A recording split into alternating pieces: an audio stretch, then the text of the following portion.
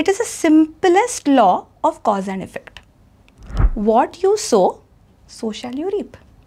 थोडक्यात नकारात्मक कर्मांचं डेफिनेशन खूप सोपं आहे. जिथे जिथे आपण लोकांना इंटेन्शनली हर्ट केलं आहे त्याप्रमाणे कर्म वाईट किंवा चांगलं ठरतं. जे काही सफरिंग आहे तर आपण बरोबर त्या फॅमिलीमध्ये जन्माला घेऊ जिकडनं हे भोग आपल्याला येणार आहेत. जेव्हा आपण आपलं प्रारब्ध जन्माच्या आधी ठरवतो, जन्म घ्यायच्या आधी आपल्या आयुष्याची ब्ल्यूप्रिंट ठरवतो, ती ब्ल्यूप्रिंट ठरवताना 4 गोष्टी आपला सोल कन्सिडरेशनमध्ये घेतो. सायकलिंग करत होते, माझ्या भावासोबत होते आणि माझा गिअर जॅम झाला. आजपर्यंत माझा ॲक्सिडेंट कसा झाला हे मला माहिती नाही आहे. तेजस, मी उतरती एका स्लोपवरनं चांदणी चौकातल्या and I was thrown off my bike. I don't know how. Someone held my hand very strongly आणि ॲज इफ माझा कोणी हात आत्ता धरला तर कसं प्रेशर वाटेल तसं. विचार कंट्रोलमध्ये, विचार जर का आपले सकारात्मक आहे, मन ट्रेंड, शरीर उत्तम. सो एकदा आपण मोह आणि लोभ ह्याच्यामध्ये अडकायला लागलो की आपण इंटेन्शनली लोकांना हर्ट करायला लागतो. That my Guruji Nawshir Engineer is the direct disciple of Mahavatar Babaji. So मी जेव्हा रेकी करते तेव्हा मी माझी ऊर्जा देत नाही. अट्युनमेंट झाली आणि ती व्यक्ती बाहेर येऊन बसली आणि मी तिच्या अशा उजव्या हाताला होते आणि मी काहीतरी सांगत होते, सूचना देत होते तिला. तर त्याने असं घाबरून माझ्याकडे पाहिलं. आयुष्यातला गोडवा कमी झाला तर डायबिटीज होतो.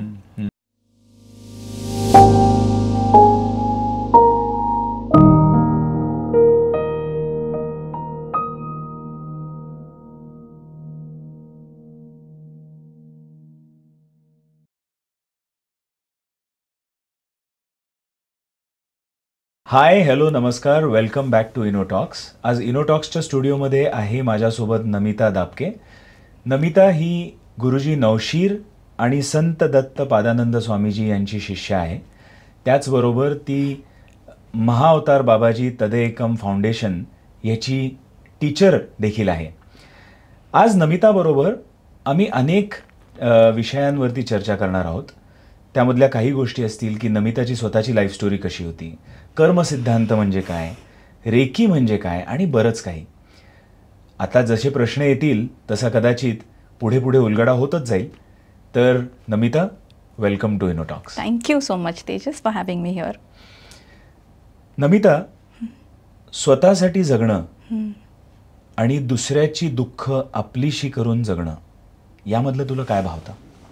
तेजस, ॲक्च्युली ना खूप इंटरेस्टिंग क्वेश्चन विचारलास. खरं विचारलंस ना तर मला ह्या दोघांमध्ये काहीच फरक आता जाणवत नाही. काही वर्षांपूर्वी तू विचारला असता तर मी नक्की सांगू शकले असते ठामपणे, नाही माझा आनंद वेगळा आणि लोकांना मार्गदर्शन करण्यामधनं जो आनंद आहे तो वेगळा.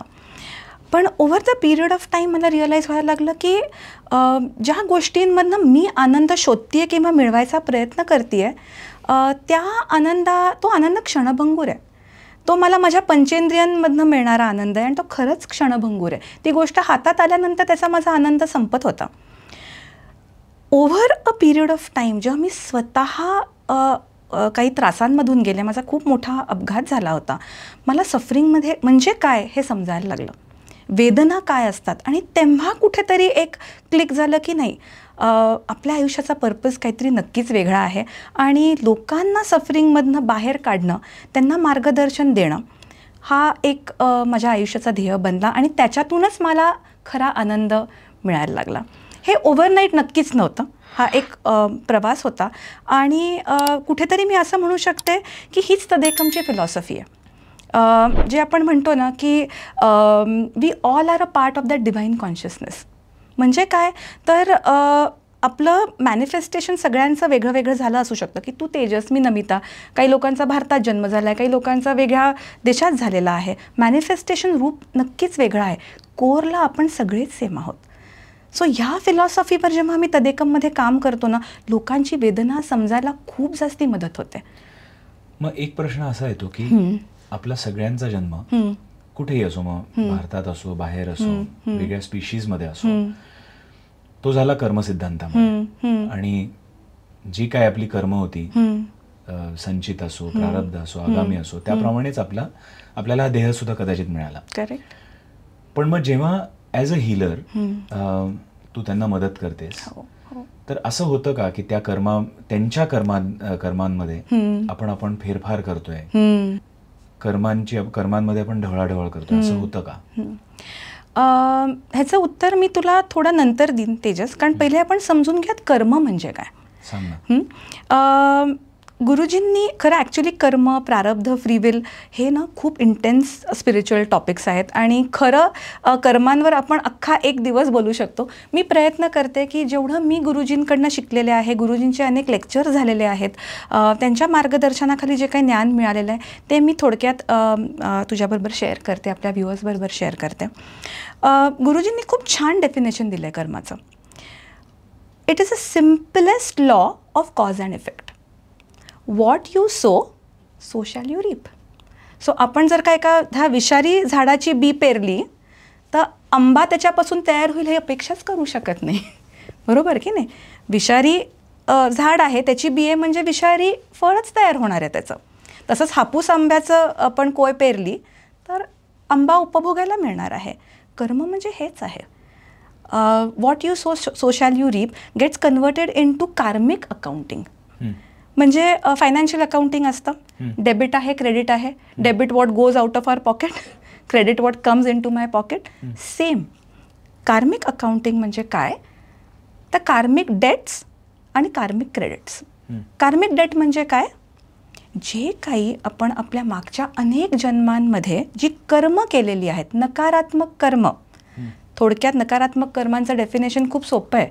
जिथे जिथे आपण लोकांना इंटेन्शनली हर्ट केलं आहे, आपल्या वागण्यातून, आपल्या बोलण्यातून जिथे जिथे इंटेन्शनली त्रास दिलेला आहे, हेतू त्याच्या मागचा काय आहे त्याप्रमाणे कर्म वाईट किंवा चांगलं ठरतं. सो जर का आपला हेतू लोकांना त्रास द्यायचा असेल ते आपलं नकारात्मक कर्म बनतं. सो आपले कार्मिक डेट्स म्हणजे काय, तर जे काही आपण पे ऑफ्स आहेत ते आपल्याला भोगायला यायला लागतं. मग ते आपण कुठल्या रूपात घेतो, तर असे घटना, असे इव्हेंट्स आणि सिच्युएशन्स किंवा अशी नाती आपण चूज करतो ज्याच्यापासून आपल्याला त्रास होणार आहे. That is karmic debt. आता कार्मिक डेट म्हणजे ऊर्जा आहे बरं काही. So it cannot be wiped off. Energy, simple law of energy ना. Energy cannot be destroyed. Once it stuck to you, it is stuck to you.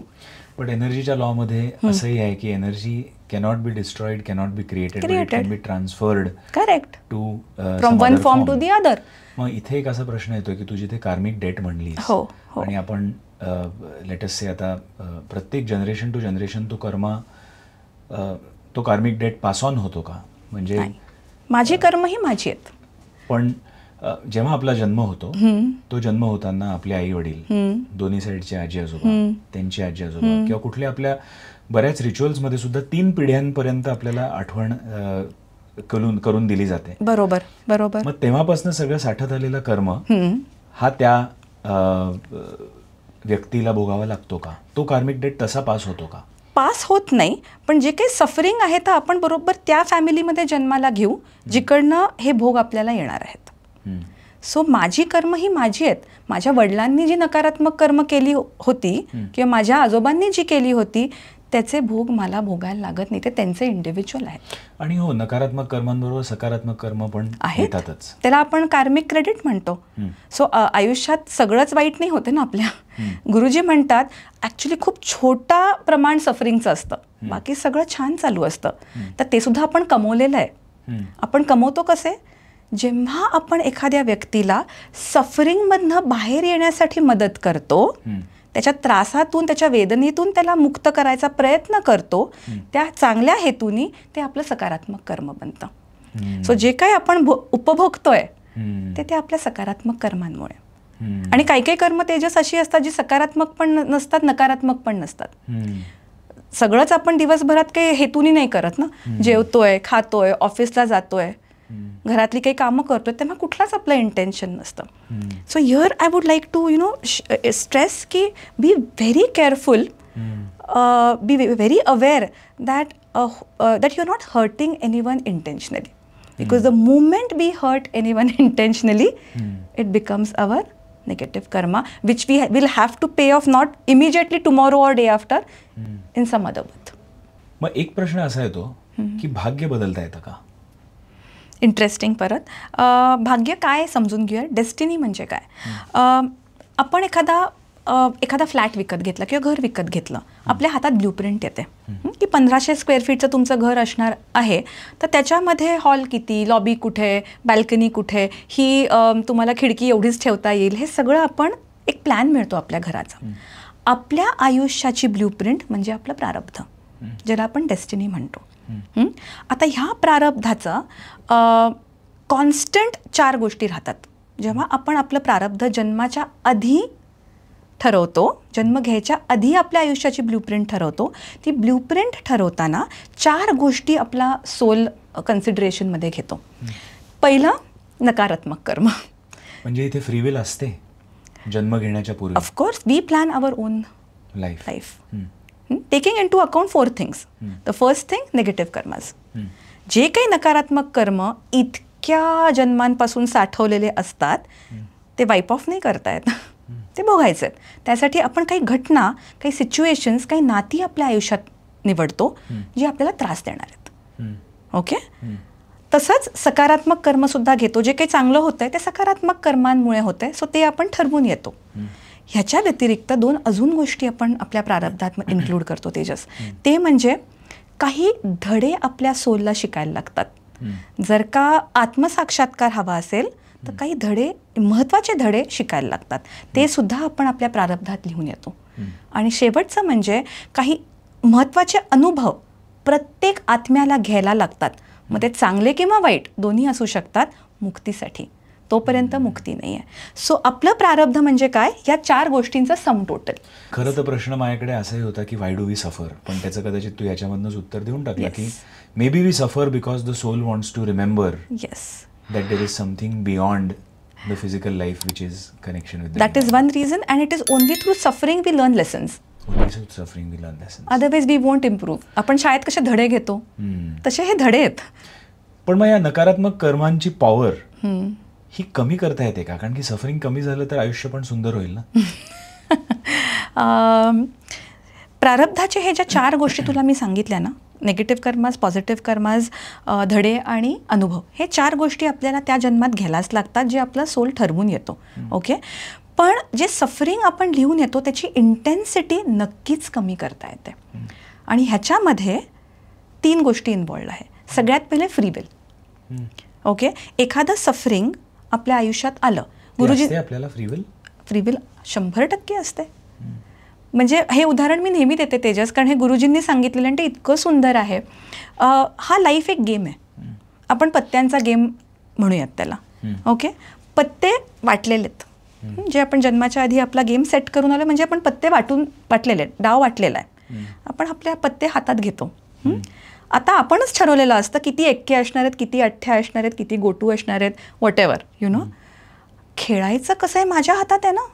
माझ्या हातात 4 एक्के असून मी डाव हरू शकते, आणि एखाद्या व्यक्तीच्या हातात 8 अठ्ठ्या आहेत, तो गेम जिंकू पण शकतो. सो खेळायचं कसं हे फ्री विलवर आहे, आणि ते 50% आपल्या हातात आहे.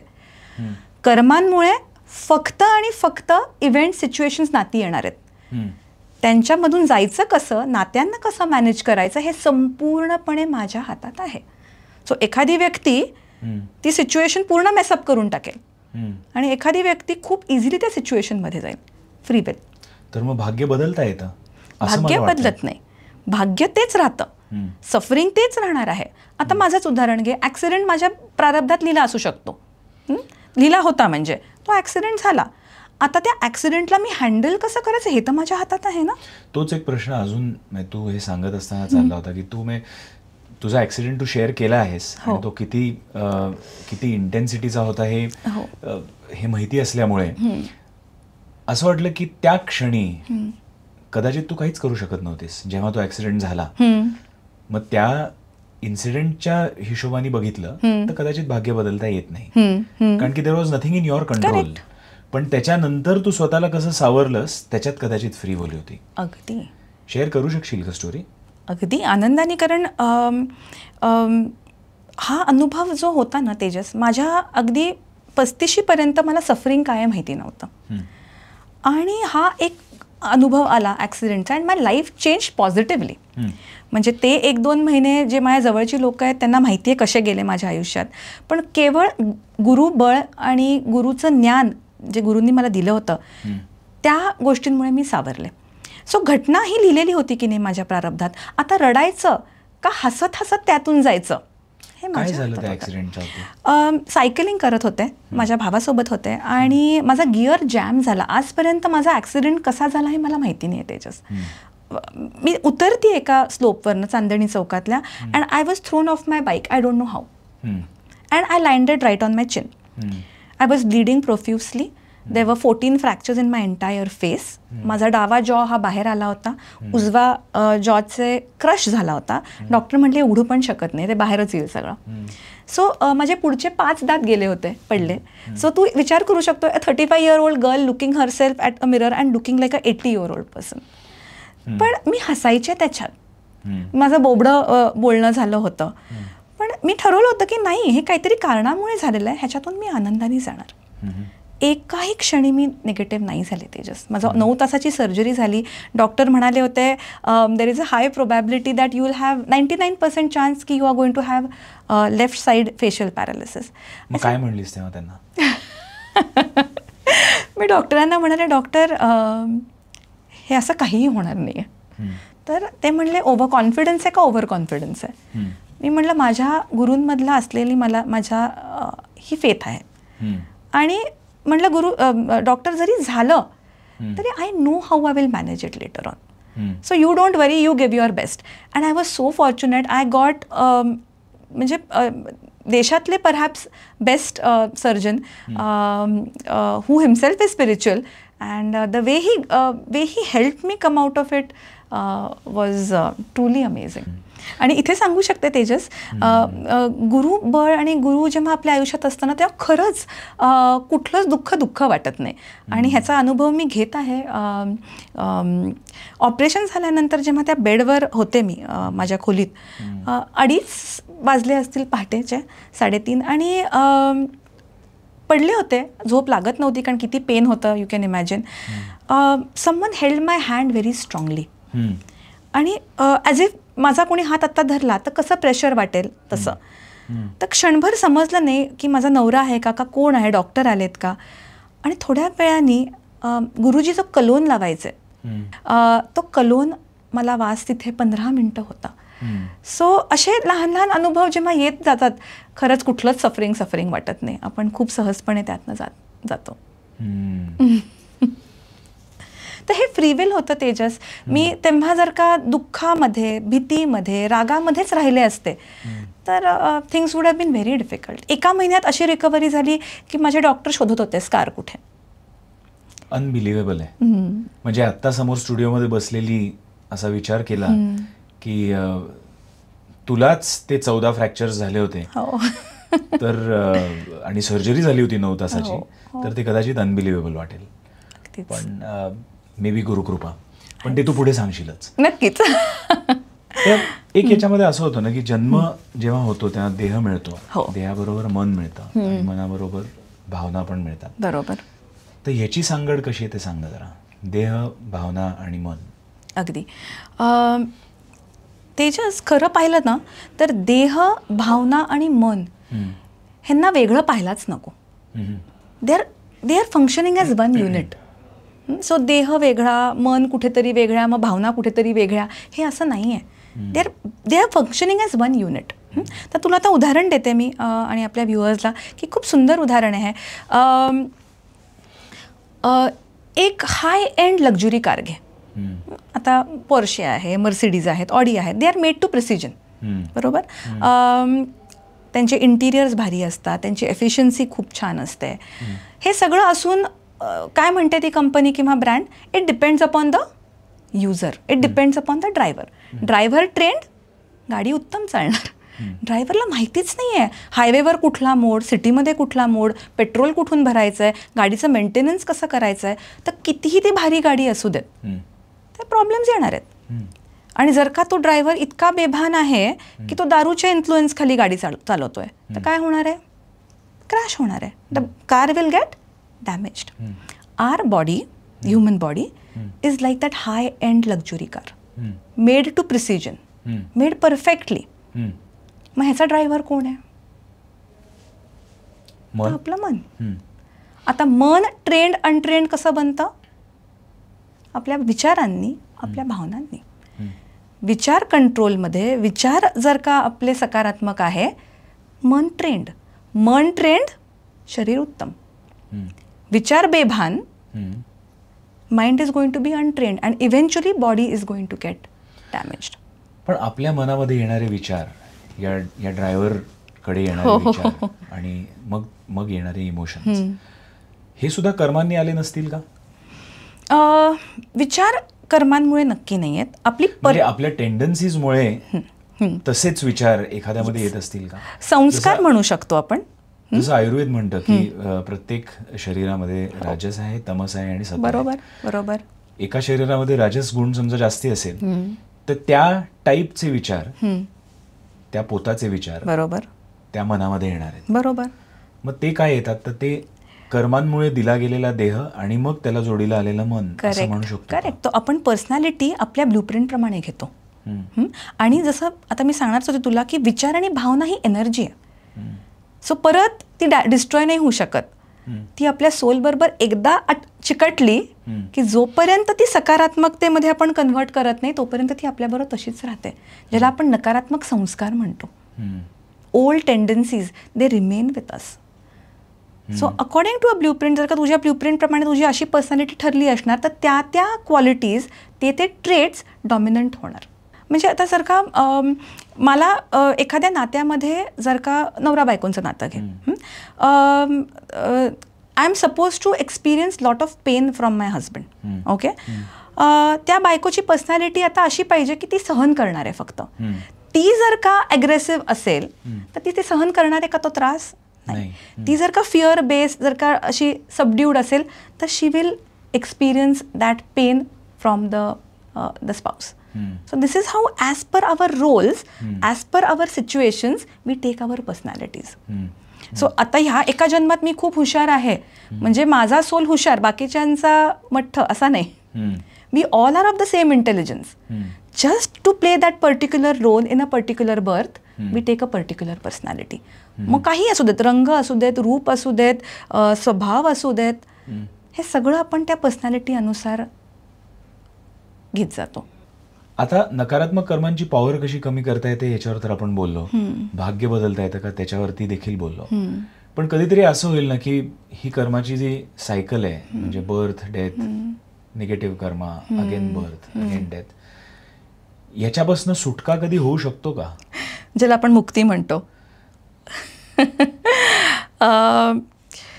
होऊ नक्कीच शकते, पण त्याला आपण म्हणतो एक खूप प्रोॲक्टिव्ह एफर्ट आपल्या साईडनी लागते.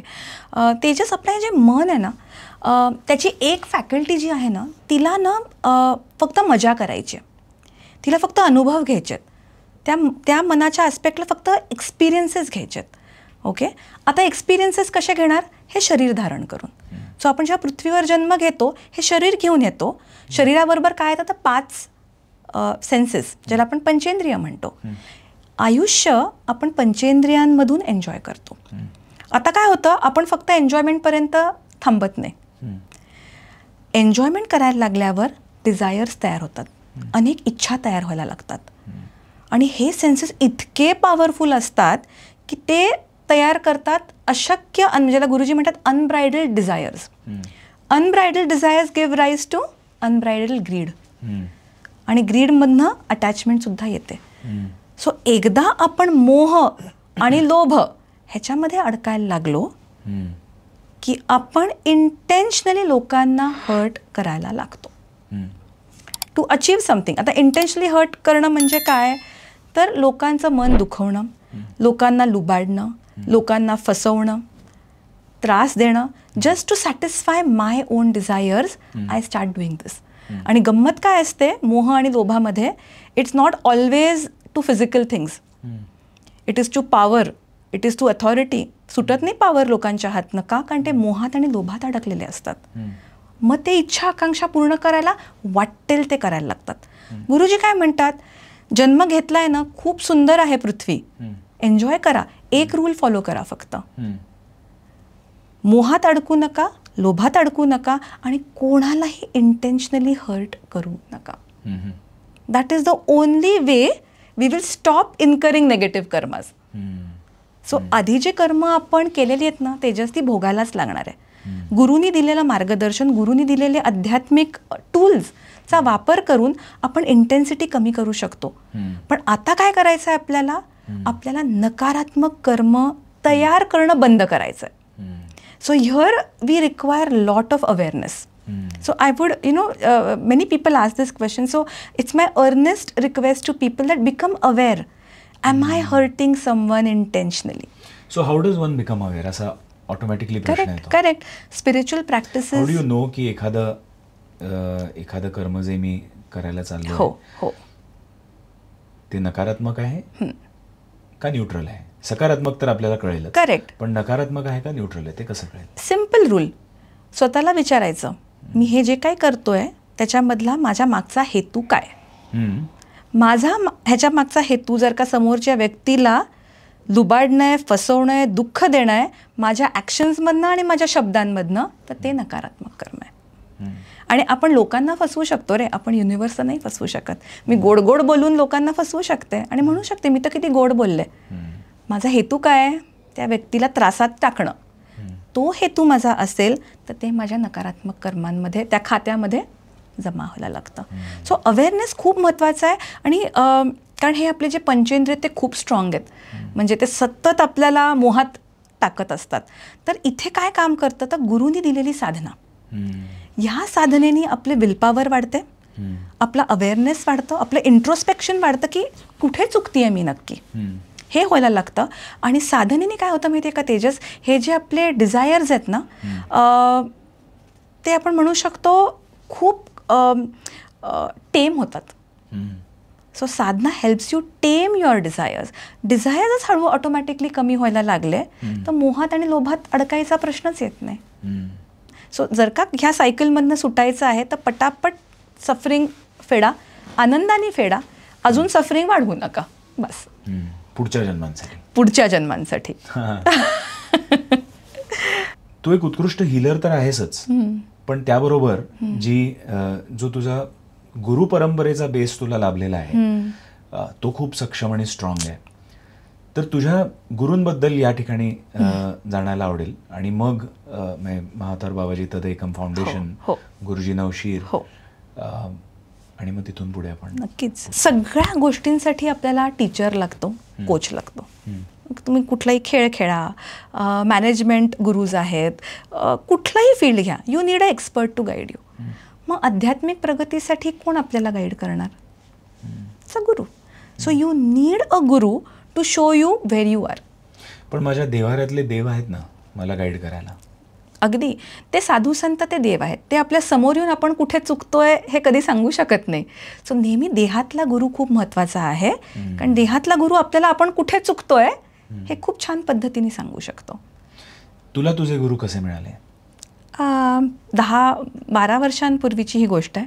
आणि I was looking out for a genuine organisation that will guide me spiritually. आणि एक आतून कॉल होता की आता आध्यात्मिक प्रगती करायची आहे. हा विचार आला आणि मी तदेकम या नावाविषयी ऐकलं. आणि जेव्हा मी तदेकममध्ये आले तेव्हा समजलं की अरे ही युनिक ऑर्गनायझेशन आहे, कारण ह्याचा पर्पज एकच आहे, to help people come out of suffering. It's a spiritual charitable organisation. त्याच्यामुळे जे काही फीस तदेकम घेते ते संपूर्णपणे चॅरिटीला वापरते.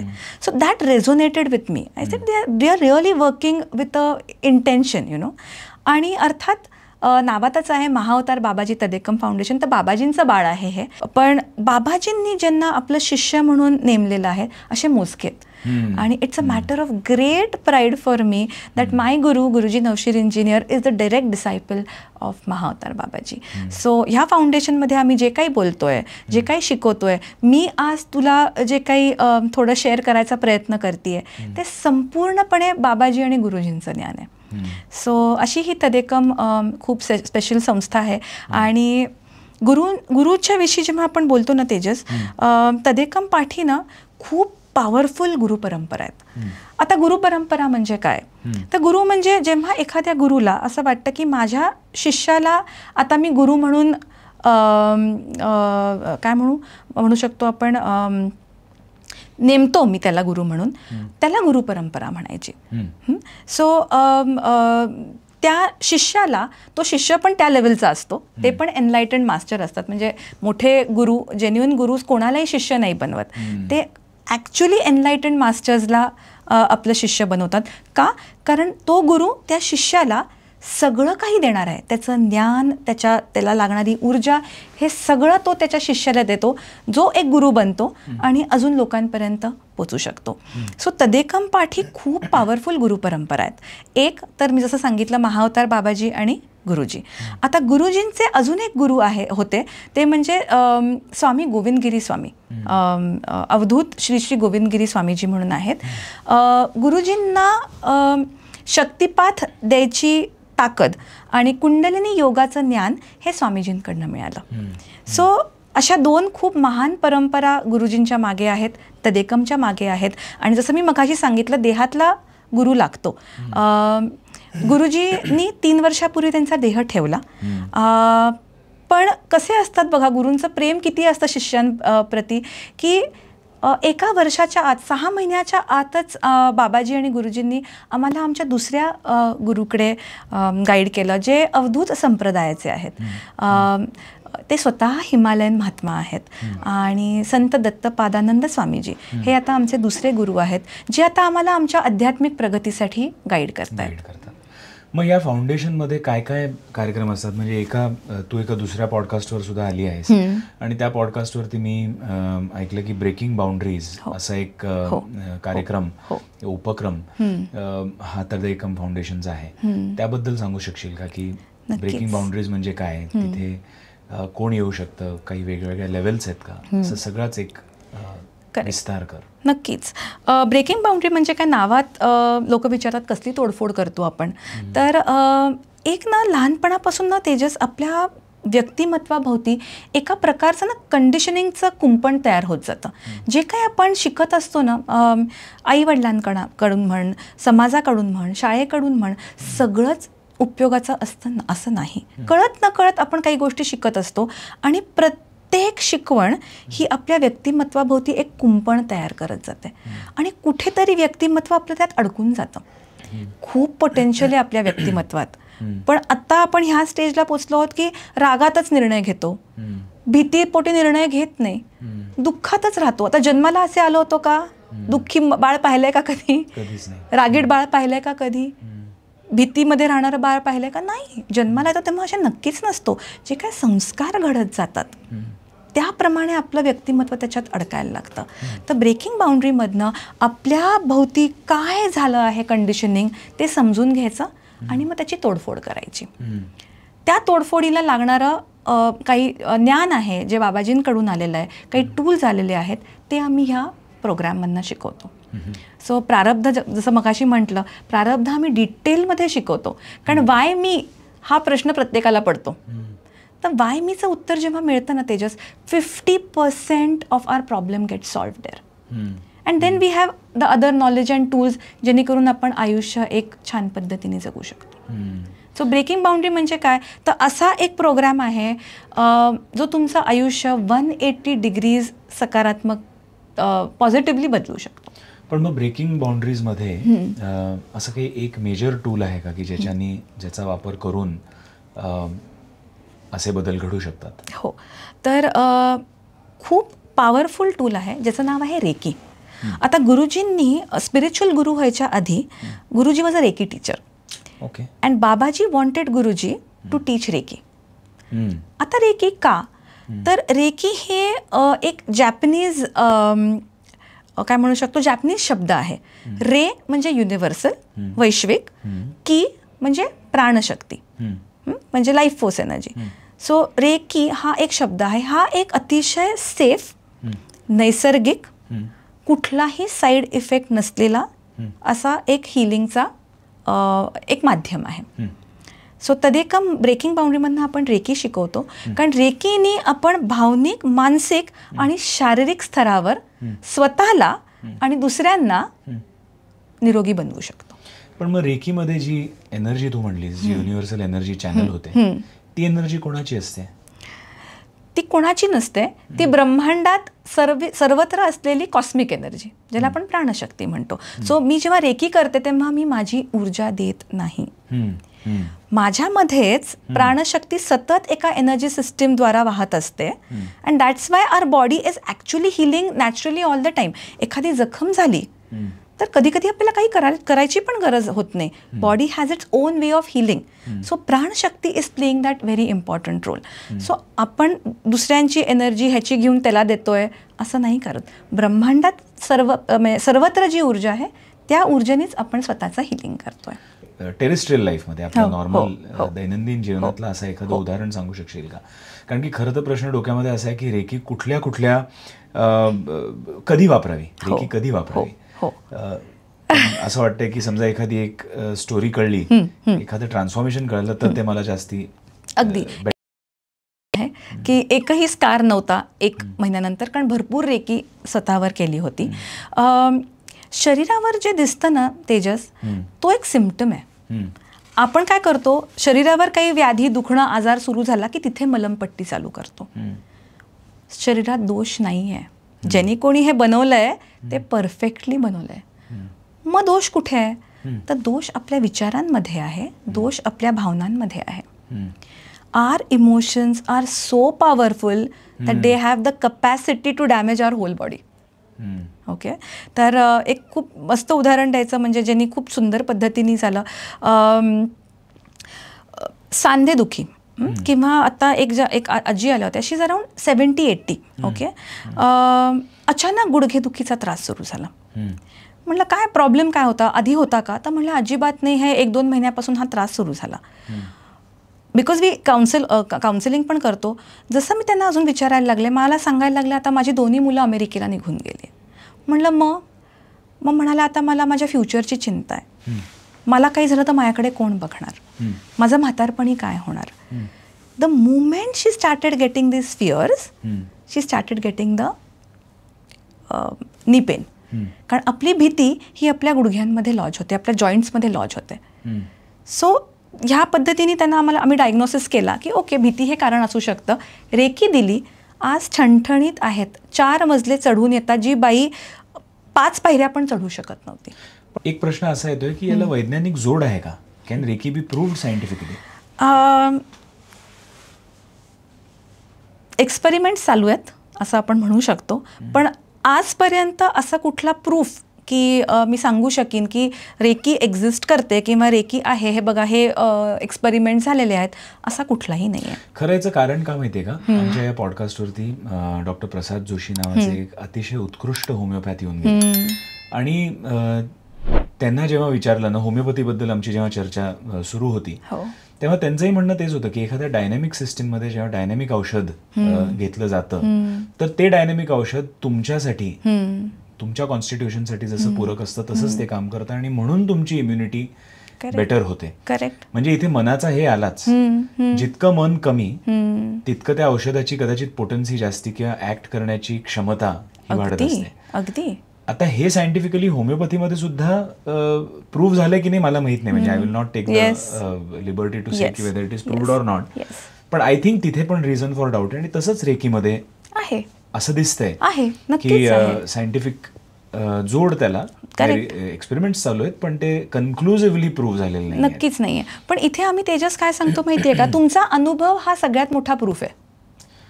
सो सायंटिफिकली जरी झाला नसेल, आता जेव्हा लोक रेकी शिकायला आमच्याकडे येतात, अट्युनमेंट नावाचा एक प्रकार असतो जो आम्ही रेकी मास्टरला, रेकी टीचरला करायला लागतो, जेणेकरून एनर्जी असं म्हणू शकतो आपण की आपल्यामधली जी प्राणशक्ती आहे त्याचं ट्युनिंग आपण ब्रह्मांडात असलेल्या कॉस्मिक एनर्जीशी करतो. म्हणजे उदाहरण द्यायचं तर रेडिओ लावला, खरखर ऐकू आली, आपण काय करतो, नॉब फिरवतो.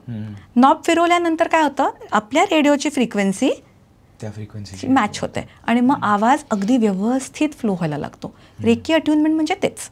की मी ते फ्रिक्वेन्सी ॲडजस्ट करते. मी म्हणजे रेकी टीचर, की योग्य पद्धतीने ॲडजस्ट झाले की भरपूर प्रमाणात ऊर्जा तुमच्यामध्ये व्हायला लागते, जेणेकरून तुम्ही आता हिलिंग व्यवस्थित करू शकता. ओके, ह्याला अट्युनमेंट म्हणायची. अट्युनमेंट झाल्या तेजस काय लोकांना अनुभव येतात, immediately they start feeling the heat. मी हे त्यांना आधी नाही सांगत. त्यांना गरम व्हायला लागतं, त्यांना टिंगलिंग जाणवायला लागतं. जिथे जिथे ते रेकी करतात तो भाग खूप गरम व्हायला लागतो. सो एनर्जी वाहतीये हा फील त्यांना येतो.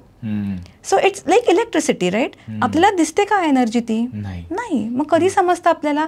बटन ऑन केल्यानंतर जेव्हा ट्यूब चालू होते, इलेक्ट्रिसिटी आहे. सेम असंच आहे. एकदा अट्युनमेंट झाल्यानंतर जेव्हा हिलिंग करायला लागतो, ऑटोमॅटिकली ते अनुभव यायला लागतात. अट्युनमेंटचाच एक अनुभव आहे तेजस, खूप सुंदर आहे. म्हणजे खूप अनुभव येत रे, म्हणजे एक पुस्तक लिहू शकतो. अट्युनमेंट झाली आणि ती व्यक्ती बाहेर येऊन बसली आणि मी तिच्या अशा उजव्या हाताला होते आणि मी काहीतरी सांगत होते, सूचना देत होते तिला. तर त्याने असं घाबरून माझ्याकडे पाहिलं. म्हटलं अरे काय झालं?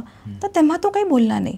मग मी जेव्हा अनुभव सगळ्यांचे घेत होते तेव्हा त्याच्या बायकोनी सांगितलं, हा उजव्या कानाने बहिरा आहे.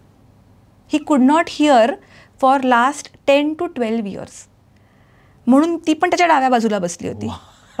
तर ती म्हणजे it know what can I have a scientific proof for this? Tell me.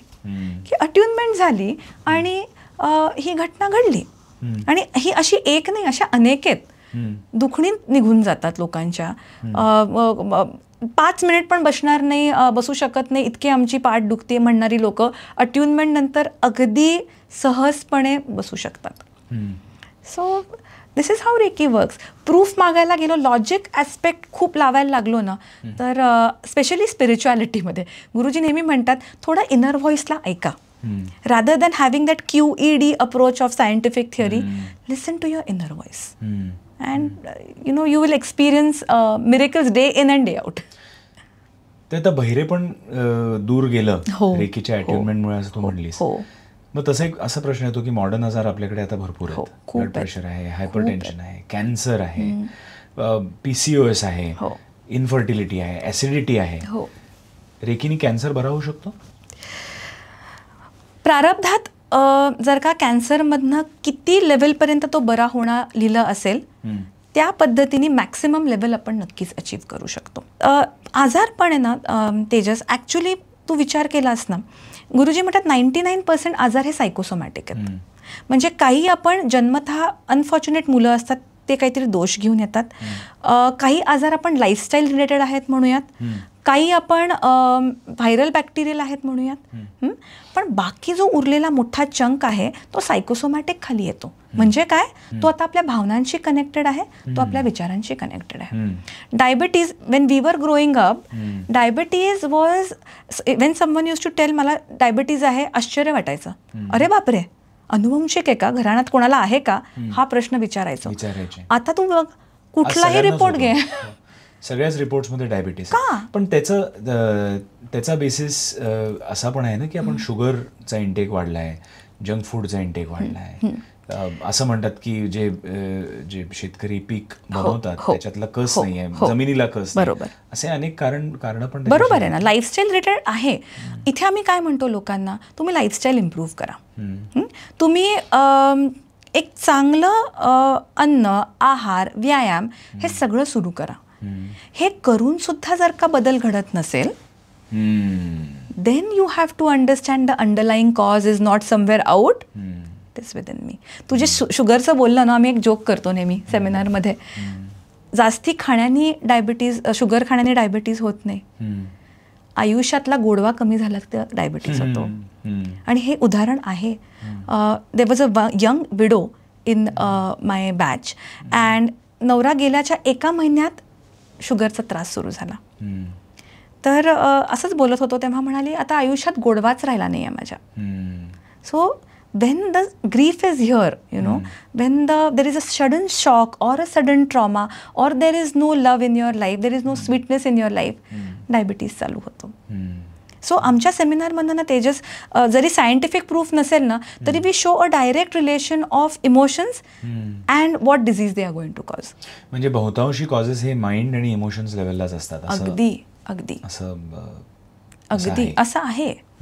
आणि आम्ही म्हणतो ना की बाबा तुम्ही औषधं घ्या, असं नाही की रेकी शिकलात किंवा हिलिंग करताय किंवा हे नॉलेज घेऊन गेलं म्हणजे औषधं बंद करायला पाहिजेत. नाही, औषधांची गरज आहे. We are healers, we are not doctors.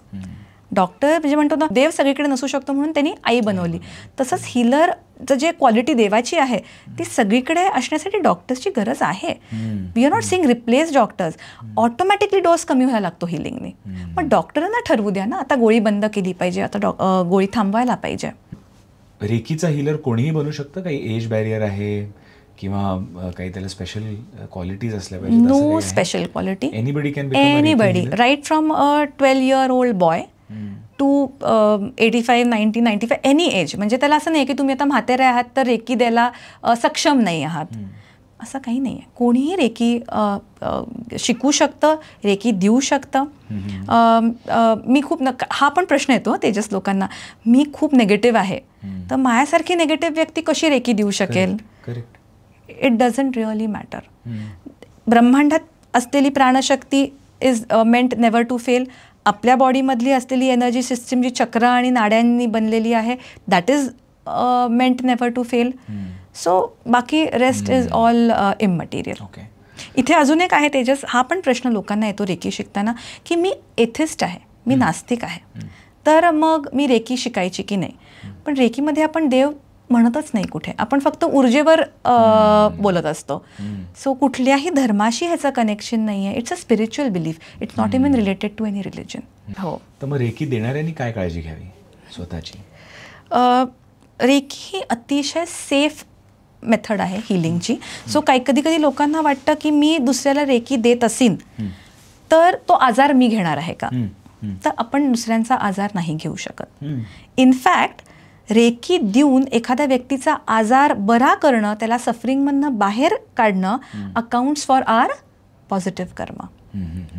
So त्याच्यासारखं देव म्हणतो ना माझं नाव नका घेऊ, माझं काम करा. आणि लोकांना सफरिंगमधनं बाहेर काढणं म्हणजे देवाचं काम. सो काही लोकांना जे वेगळीकडून शिकलेले असतील त्यांना जर काही भीती वाटत असेल की मी दुसऱ्यांचा आजार तो घेईन, अजिबात नाही. कुठलाही संकोच न बाळगता, कुठलीही भीती न बाळगता जरूर रेकी द्या. पण थोडे प्रिकॉशन्स आपण कधी घेऊ शकतो जर का you are a professional healer. Professional healer म्हणजे काय? खूप पेशंटशी तुमचा जर का संपर्क येत असेल तर त्यांच्या नेगेटिव्हिटीशी तुमच्या ऑरा आणि त्यांचा ऑरा जवळ येऊ शकतात. तर आपण प्रिकॉशन घेऊ शकतो. तर लेवल 2 मध्ये आम्ही रेकीच्या शिकवतो आपला ऑरा कसा प्रोटेक्ट करायचा, तो आम्ही एक शिकवतो. मग ऑरा क्लेन्झिंग मेथड्स आहेत अतिशय सोप्या, त्या आम्ही शिकवतो. तिसरी गोष्ट आम्ही सांगतो प्रोफेशनल हिलर असाल तर एनर्जी एक्सचेंज घ्या, फ्रीमध्ये नका करू. You are not going to charge dramatic 1000, 2000, नाही, 50 रुपये घ्या, एखादं चॉकलेट घ्या, पण ते कर्म तिथेच एंड करा. कोणालाही आपल्या ऋणात ठेवू नका. बरोबर. Just end that contract of give and take there. आणि जर का जास्ती पैसे घेत असाल तर त्यातला थोडा भाग दान करा. मग आपली डुअरशिप त्यातनं निघून जाते की परमेश्वरांनी ही ताकद दिली आहे लोकांना बरं करायला, ती परत त्याच्याकडे जाऊ द्या. सो एनर्जी एक्सचेंज नक्कीच बाळगा. बरोबर.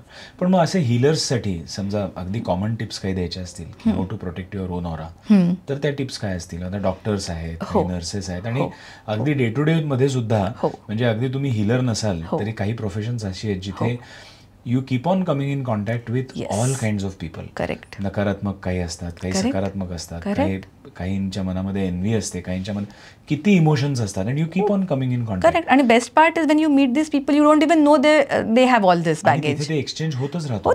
तर मग अगदी तुम्ही हिलर नसाल तरी सुद्धा अशा इतक्या ऍक्टिव्ह प्रोफेशन्समध्ये जेव्हा तुम्ही इन्व्हॉल्ड असता तेव्हा how do you protect your self? असे काही कॉमन टिप्स आहेत. एक तर रेकी आहे तेजस. रेकीने आपले इमोशन्स इतके सुंदर पद्धतीने मॅनेज होतात की आपला ऑरा ऑटोमॅटिकली स्ट्रॉंग होतो. पण जी लोक तर रेकी नाही शिकू शकत कुठल्याही कारणाने, खूप छान एक मेथड गुरुजींनी दिलेली आहे ज्याला म्हणायचं सॉल्ट वॉटर बाथ. तर सॉल्ट वॉटर बाथ म्हणजे काय? तर आपल्या मार्केटमध्ये, दुकानामध्ये खडे मीठ मिळतं, ते एक पाकिट आणायचं, एक 4-5 मूठ ते मीठ बादलीत घ्यायचं, 4-5 मूठ, असं छोटंसं नाही, म्हणजे अराउंड 250 ग्रॅम्स. आणि कोमट पाणी किंवा थंड पाणी त्या बादलीत भरायचं, ते मीठ विरघळू द्यायचं आणि त्या पाण्याने आंघोळ करायची. पहिले डोक्यापासून पावलांपर्यंत संपूर्ण शरीर ते ओलं व्हायला पाहिजे खडे मीठ पाण्याने. काय करतं खरं? हा उपचार मी आधी ऐकला होता, पण खडे मीठ मध्ये असं काय, अशी काय पॉवर आहे की it works? हो, तर खडे मीठ हे क्रिस्टल फॉर्ममध्ये येतं आणि क्रिस्टलचा गुणधर्म काय आहे तर सगळी नकारात्मकता ते आपल्यामध्ये शोषून घेतं. सो जेव्हा आपण ह्या पाण्याने आंघोळ करतो तेव्हा तो आपला ऑरामध्ये जी काही साठलेली घाण असते ती आपल्यामध्ये शोषून घेतं. मग हे रोज डेली बेसिसवर पण करता येतं? जे हॉस्पिटलमध्ये जातात, ज्यांचा काउन्सिलिंगचा जॉब आहे, त्यांनी जरूर ही दररोज करावी.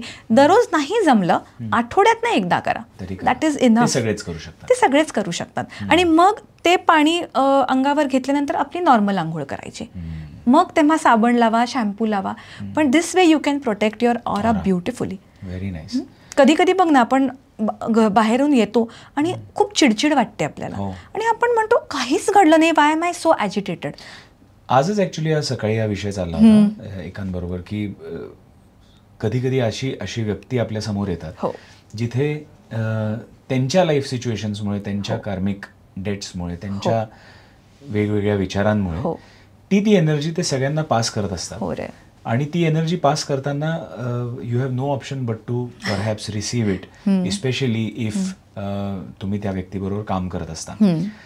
तर त्या एनर्जीपासून तुम्हाला इन्सुलेट करणं पण गरजेचं असतं, कारण की तुम्ही दर एनर्जीला समजा अफेक्टच होत राहिला तर काय, आणि कधी कधी शक्य नसतं. तर मग त्या केसमध्ये सुद्धा तुमचा ऑरा डिस्टर्ब होत असतो. म्हणून अशी टिप जी दिलीस सॉल्ट वॉटर बाथची, कदाचित करायची, उपयुक्त ठरू शकते. कधी कधी आपल्याला माहिती असतं की आपण काही लोकांना भेटणार आहोत जे आपल्याविषयी नकारात्मकच विचार करतात, तर आधीच ती आंघोळ करून जायची, म्हणजे ऑरा आपला प्रोटेक्ट राहतो. भेटून आल्यानंतर पण आंघोळ करायची, म्हणजे एक फुल प्रूफ सिस्टम. आपण आपल्या सनातन धर्मामध्ये पण आहे बघ, आपण स्मशानात जाऊन आल्यानंतर आंघोळ करतो, तर साध्या आंघोळीचा उपयोग नाही आहे. Have a salt water bath, your aura will get cleansed. Reiki ही स्वतःला देता येते का? रेकी ही आपण स्वतःला करू शकतो आणि दुसऱ्यांना पण देऊ शकतो. So it is not just limiting for your on healing. आपल्या घरात कोणीही असू दे, कुठलीही अनोळखी व्यक्ती असू देत, आपण तेवढ्याच एफिशियंटली दुसऱ्यांना देऊ शकतो रेकी. आणि पहिले आम्ही शिकवल्यानंतर म्हणतो पहिले स्वतःवरच काम करायचं आहे. ओके, ते सगळ्यात महत्त्वाचं आहे, कारण आपल्यालाच आपल्यामध्ये इतके बॅगेज आहे भावनांचं, विचारांचं, आजारपणाचं. स्वतःला हील करा. एकदा स्वतःला हील केल्यानंतर आपण दुसऱ्यांना पण करू शकतो. ब्रेकिंग बाउंड्रीजच्या 3 लेवल्स आहेत असं मी तुमच्या वेबसाईटवरती पाहिलं होतं. प्रत्येक लेवलमध्ये प्रोग्रेस कसा होतो? प्रत्येक लेवलमध्ये काय कॉन्टेंट असतो?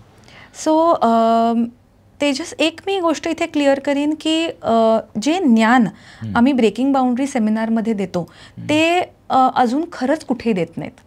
म्हणजे हे रेकीचं ज्ञान नाही आहे जे आम्ही ब्रेकिंग बाउंड्रीमध्ये शिकवतो. बाकी ठिकाणी आय हॅव हर्ड की एका दिवसात 3 लेवल्स पण संपवतात. तर कसं करतात हे मला माहिती नाही, बरोबर आहे चुकीचं I don't know, but I can tell you की आम्ही लेवल 1 ही 2 दिवसाची आहे फुल डे, लेवल 2 ही 2 दिवसाची आहे आणि लेवल 3 ही 1 दिवसाची आहे.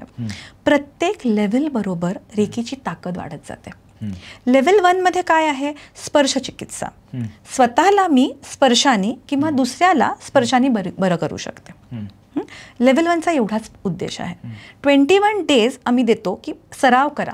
लेवल 1 झाल्यानंतर 21 दिवसांचा सराव मॅन्डेटरी आहे, कारण तेवढा वेळ लागतो त्या भावनांना डिटॉक्सिफाय करायला, त्या विचारांना जरा सकारात्मकतेकडे वळवण्यासाठी तेवढा एक काळ लागतो.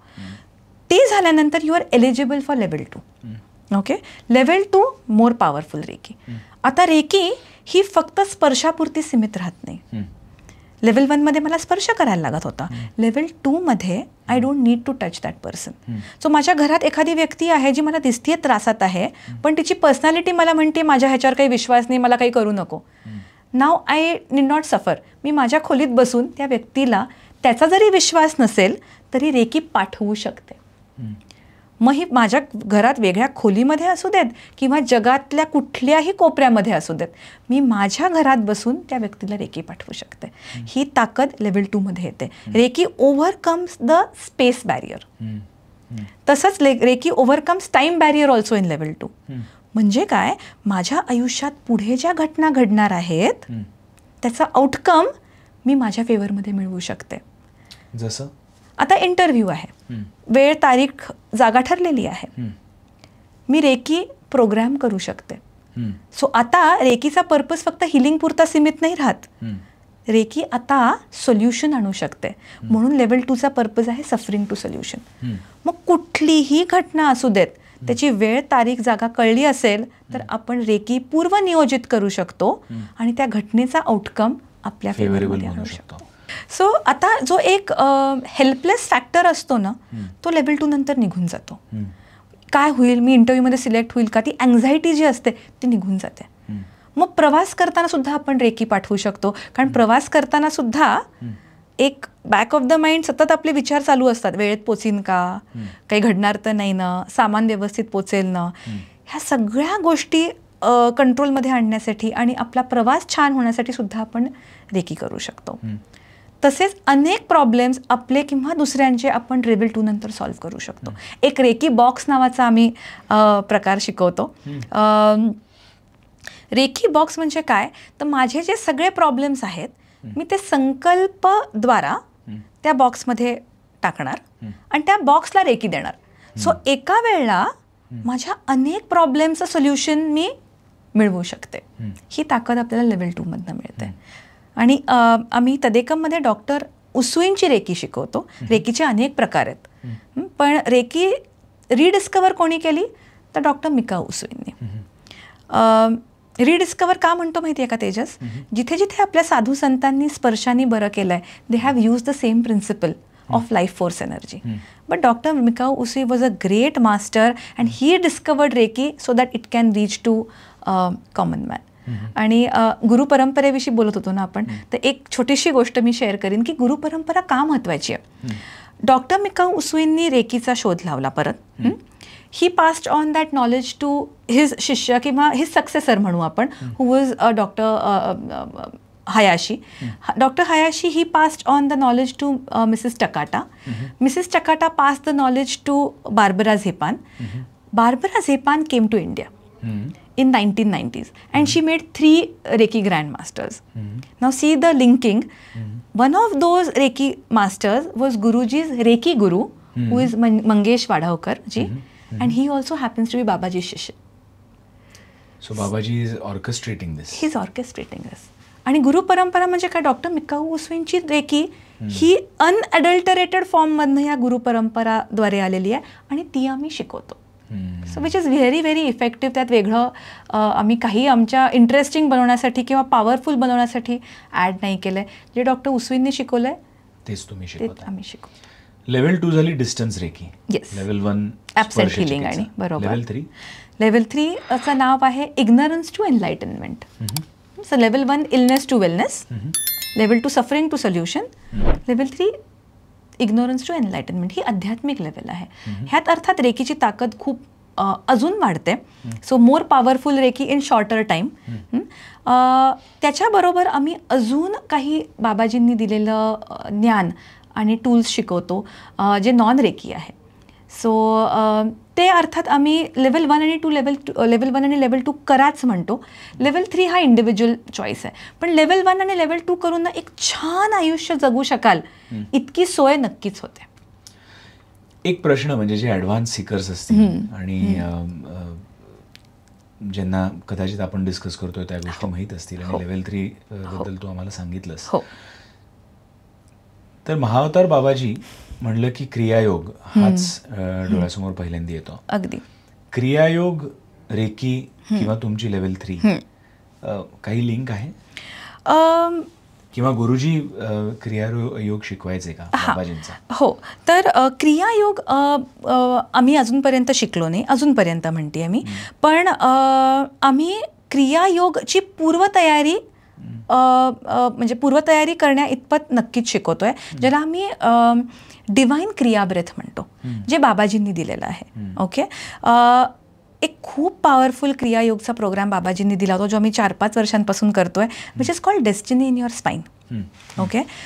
हे इतकी पॉवरफुल क्रिया आहे तेजस, की आपल्या सुषुम्ना नाडी म्हणजे जे नकारात्मक कर्म आपल्या अनेक जन्मांपासून साठलेले आहेत, जे जुने संस्कार आहेत, त्या सगळ्यांचा नाश करण्याची ताकद ह्या क्रियांमध्ये आहे.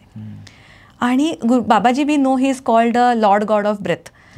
पूर्णपणे श्वासावर त्यांनी प्रभुत्व केलं आहे, म्हणून ते 2000 वर्षांहून जास्ती वयाचे आहेत, पण अजूनही he is in the body of a 18-year-old boy. And Guruji has met Babaji in his form in 2009. तपस सांगितला होता बाबाजींनी गुरुजींना की इंटेन्स तपस कर. तो तपस झाल्यानंतर बाबाजी म्हणाले नाव you are ready to meet me.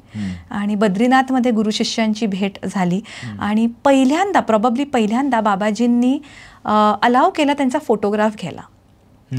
आणि तो फोटोग्राफ आमच्या ध्यान मंदिरमध्ये आहे. How Babaji actually looks. What we see right नाव इज काय म्हणतो a sketch that people have drawn. Yes, but this is the actual photo. तसेच दिसतात का ते त्याच्या जवळपास? अगदी बऱ्यापैकी तसेच दिसतात, पण he is like in that youthful body. आणि खूपच तो एक सुंदर क्षण असतो जेव्हा आपण बाबाजींचा फोटो, खरा फोटो आपल्या डोळ्यासमोर बघतो. खूपच डिटेल्ड अशी लेवल 1, लेवल 2, लेवल 3 तुमची ब्रेकिंग बाउंड्रीजची आहे असं तर समजलं. पण मगाशी प्रश्न असा होता रेकी बॉक्सवरनं, की रेकी बॉक्समध्ये तुम्ही अनेक सगळे प्रॉब्लेम्स आणि समस्या टाकून त्याला रेकी देत आहे. आज जगामध्ये इतक्या गोष्टी घडत आहेत, जिओपॉलिटिकली घडत आहेत, वॉर्स घडत आहेत, बायोलॉजिकल वॉर्स घडत आहेत, कोविड आपण बघितलाच. तेव्हाचे काही एक्सपिरियन्सेस आहेत का की कोविडच्या वेळेला तुम्ही कलेक्टिव्ह रेकी दिली ॲज रेकी प्रॅक्टिशनर्स, किंवा रेकीचा उपयोग अशा कलेक्टिव्ह समस्यांवर सुद्धा होऊ शकतो का? अगदीच होऊ शकतो. I can very proudly tell Tejas की अख्ख्या तदेकममध्ये कोणालाही कोविड त्या इंटेन्सिटीचा झाला नाही जेणेकरून त्रास झाला. कारण गुरुजींनी इतक्या गोष्टी दिल्या होत्या स्वतःला प्रोटेक्ट करायला. रेकी तर होतीच, भरपूर मंत्र चांटिंग आम्ही केलं. गुरुजी मंत्र द्यायचे आणि त्या धन्वंतरी मंत्र दिला होता. आणि धन्वंतरी मंत्राने आम्ही पाणी चार्ज करायचो. पाणी चार्ज करून ते पाणी आम्ही आणि आमच्या फॅमिली मेंबर्सला आम्ही ते पाणी द्यायचो. सो आम्ही खूप सुंदर पद्धतीने सुरक्षित राहिलो. पण आतासुद्धा काय म्हणू शकतो, जेव्हा वॉर्स होतात किंवा जसं तू सांगितलं की कुठली तरी नॅचरल कलॅमिटी होते, आम्ही अर्धा तास ग्रुप हिलिंग करतो. आणि त्या घटनेसाठी ती घटना निस्तरावी आणि सगळं शांत व्हावं ह्यासाठी आमचा प्रयत्न सतत चालू असतात. आणि माझे जे दुसरे गुरु आहेत आता संत दत्तपादानंद स्वामीजी, आता जो हा वॉर लाईक सिनारी होतं तेव्हा त्यांनी दुर्गा आईचा मंत्र दिला होता. कारण दुर्गा आई आपल्याला माहिती आहे ती तेव्हाच येते जेव्हा वॉर लाईक सिच्युएशन असते. सो ती होती तेव्हा तिचा मंत्र आम्ही करून तिची एनर्जी इन्वोक केली होती. आणि आपल्या देशाला लागणारं बळ, आपल्या सोल्जर्सला लागणारं बळ आम्ही त्यांनी प्रयत्न करत होतो की ते बळ त्यांच्यापर्यंत पोचेल. सो तेजस, गुरुजींनी ना खूप पॉवरफुल एक मंत्र दिलेला आहे जो मी तुझ्याबरोबर आणि आपल्या व्ह्युअर्सबरोबर शेअर करते. हा धन्वंतरी मंत्र आहे. आणि ह्याचा वापर आम्ही करोना काळात भरपूर पद्धतीने केला होता. हा सेफ मंत्र आहे. ह्या मंत्राची खासियत काय असं म्हणू शकतो तर आपण पाण्याला या मंत्राने चार्ज करू शकतो. ओके, ते पाणी आपण पिऊ शकतो once the water is charge, आणि घरातल्या बाकी लोकांना सुद्धा देऊ शकतो. सो इवन मी माझ्या व्ह्युअर्सला सांगू शकते की घरात कोणी आजारी असेल किंवा बरं नसेल तेव्हासुद्धा तुम्ही हा मंत्र म्हणून ते पाणी चार्ज करून त्या पेशंटला देऊ शकता. ह्या मंत्रांना काही नियम नाही आहेत. Okay, they are very safe. So असं नाही आहे की आंघोळ झालीच पाहिजे किंवा नो फॉर्मॅलिटीज. धन्वंतरी मंत्र मात्र तुम्ही ग्लास घेऊन बसायचं आणि चार्ज करायचं.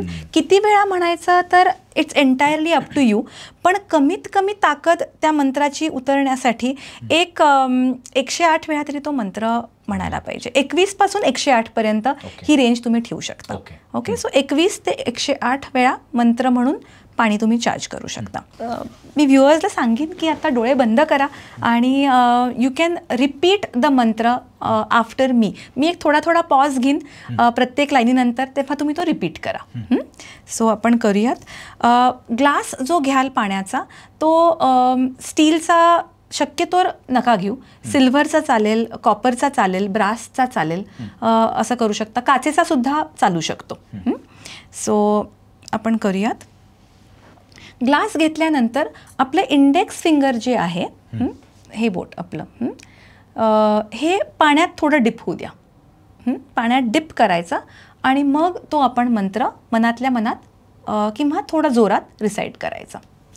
सो डोळे बंद कराल. तुम्ही आत्तासुद्धा एक ग्लास जवळ ठेवू शकता पाण्याचा आणि बोट डिप करू शकता. वैदिक मंत्र आहे आणि हा धन्वंतरी भगवानांना आपण ह्याच्यातनं इन्व्होक करणार आहोत. विष्णूचं रूप आहे ते. सो आणि अजून एक तेजस सांगायचं की हा जो मंत्र आहे ना, हा मास्टर्सनी एनर्जाईज केला आहे. सो त्यांची ताकदसुद्धा त्यांनी ह्या मंत्रामध्ये आहे. That's why this is a very special मंत्र. गुड हेल्थ असू देत, रिकव्हरी असू देत, प्रोटेक्शन असू देत, अशा कुठल्याही कारणासाठी आपण हा हेल्थ रिलेटेड मंत्र करू शकतो, वापरू शकतो.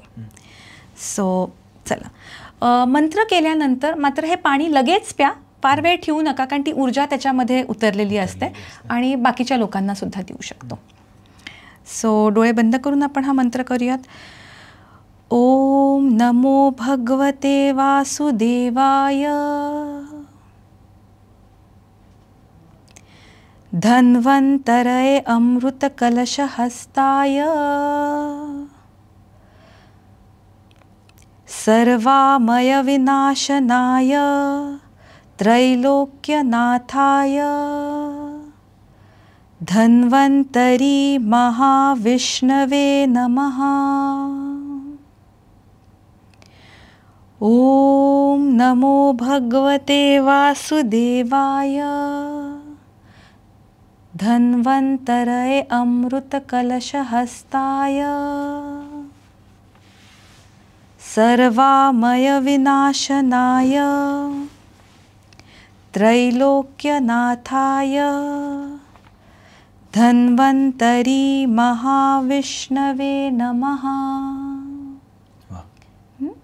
सो आत्ता मी हळू म्हटलं, एवढ्या हळू म्हणायची गरज नाही. एकदा तो पाठ झाला की तुम्ही थोडा फास्ट पण म्हणू शकता.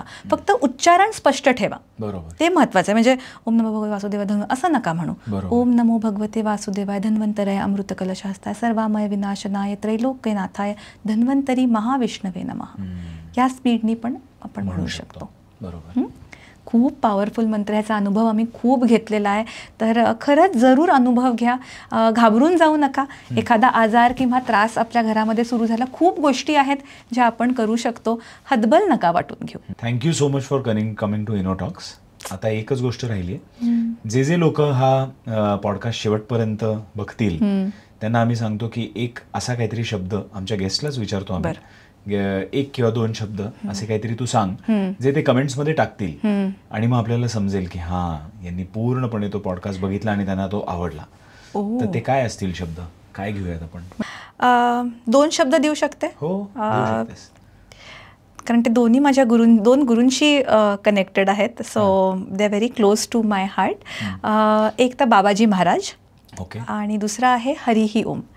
सो व्ह्युअर्स, तुम्हाला जो शब्द आवडेल तो तुम्ही की इन करू शकता. बाबाजी महाराज किंवा हरिही ओम. बाबाजी महाराज किंवा हरिओम असे तुम्ही कॉमेंट्समध्ये लिहू शकता. म्हणजे आम्हाला कळेल की तुम्हाला आजचा एपिसोड हा आवडला आहे. आणि तेच मग thank you so much for coming to Innotalks. आता एक शेवटचं रिच्युअल आमचं इनोटॉक्सचं आहे. ते म्हणजे प्रत्येक गेस्टला मी गेस्ट बोर्ड देतो आणि त्या गेस्ट बोर्डवरती ते इनोटॉक्सला शुभेच्छा देतात त्यांच्या मेसेजने. तर ते करूयात आता. नक्की जरूर.